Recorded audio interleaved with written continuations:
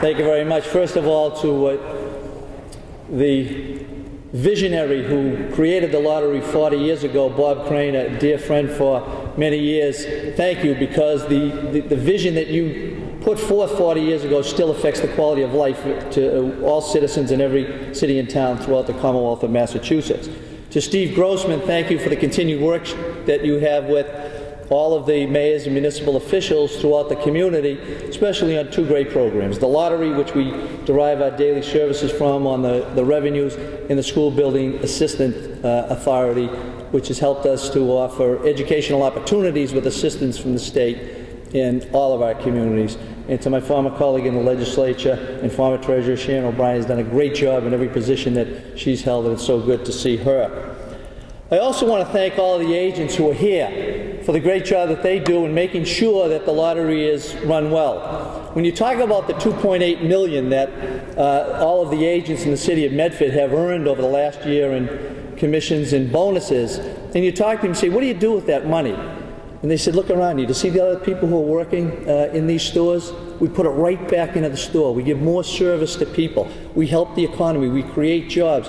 And people don't often think about that in terms of the lottery. But the agents themselves, through their hard work, are generating and creating jobs every day of the year for us. What does it mean to the city of Medford? When you look back at the lottery, back in 1972, the first number of profits that were generated were $22 million. Medford's check was $226,000. That was a big deal in that period of time, $226,000 that we had never had before.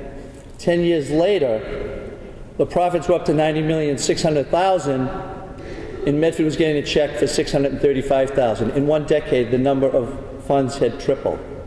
In 2012, the treasurer tells us he's on course to send back $936 million.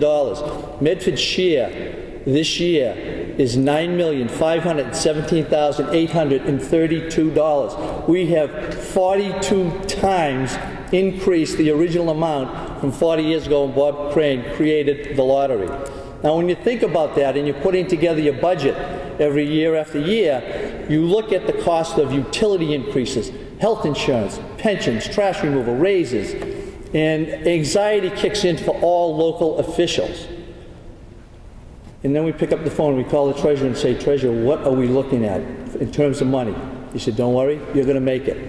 In the last decade, Medford has received $89.5 million. Think about removing almost $1 billion worth of revenue to cities and towns. Property taxes would skyrocket and services would be devastated.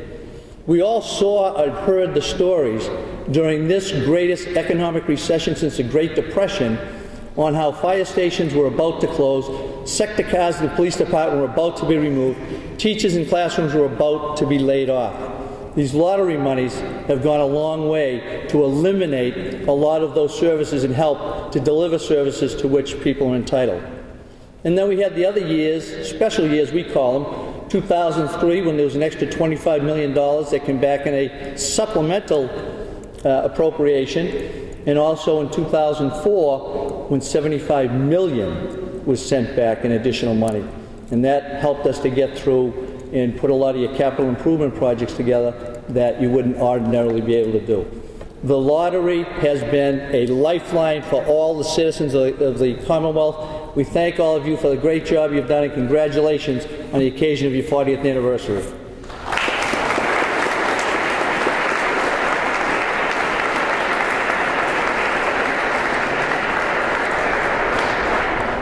Thank you, Mike. And I'd like at this point to make a couple of other introductions. First of all, we've been joined by former State Treasurer and former Chairman of the Lottery Commission, Joe Malone. Joe, thank you so much for being here.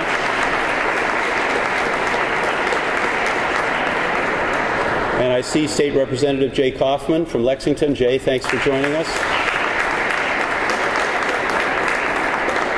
And once again, if there are other elected officials, senators, or state representatives who come in, please somebody let me know. I want to make sure they're acknowledged. You know, Mike talked about local aid, and he talked about the importance of linking the unrestricted local aid that cities and towns get with the profits of the lottery. And I think it was a sign and a mark of great leadership this year that when the House budget came out just recently, and it'll be debated shortly, there is a significant increase in local aid to cities and towns all over the Commonwealth. I think to some extent that's based on the fact that the lottery is having such an extraordinarily good year, but whatever the reason is, I'm thrilled that the legislature saw fit to increase local aid in that account, and I'm confident that when the budget is done at the end of the year and signed by the governor, there will be a significant increase in local aid, and that's obviously critical to Mike McGlynn and every one of the other mayors, some of whom are here today, many of whom are not, but all of whom need that money very, very much. So we talked about our lottery agents, and there are 95 of them who were here at the beginning, 95 who have been part of the lottery team for all 40 years. There are 7,400 lottery agents. Those 7,400 lottery agents earn an average of $40,000 a year in profit.